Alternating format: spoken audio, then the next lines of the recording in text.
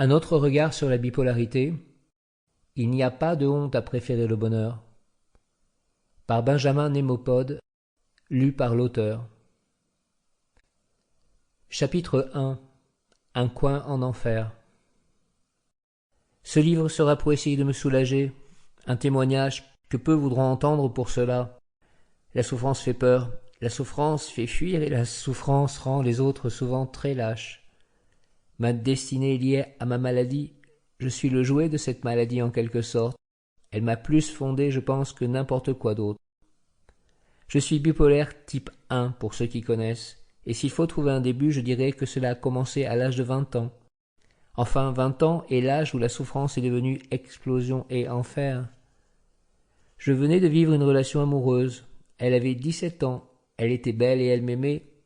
Je suis sans doute coupable de mes emportements de cette époque. Je l'ai perdue ainsi, et je me suis perdu. Cette douleur est toujours là.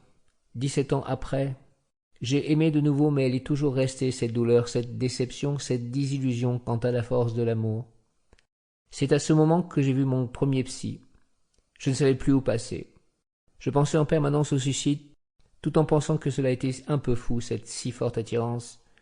J'étais chez un ami qui m'hébergeait quelques jours, je ne pouvais plus rester seul dans ce cauchemar. Nous avons appelé SOS Suicide.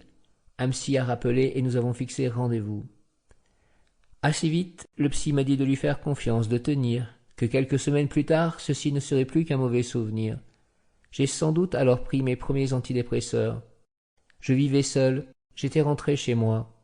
Le psy m'appelait tous les jours pour me faire venir à son cabinet, mais rien ne passait. Je lui ai finalement fait comprendre qu'il fallait m'empêcher de me suicider car j'allais le faire, sans alors de considération existentielle, juste pour arrêter cette souffrance inconcevable. Quelques jours plus tard, je suis rentré à la clinique du Pré, à Sceaux, un service fermé, une petite unité de 11 lits. Là, enfermé, plus moyen de mourir, et pourtant le cauchemar continuait de plus belle. Je restais très souvent allongé, il n'y avait rien à faire de toute façon.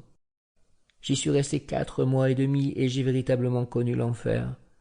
On changeait d'antidépresseurs, mais cela n'y faisait rien, mis à part divers effets secondaires très désagréables.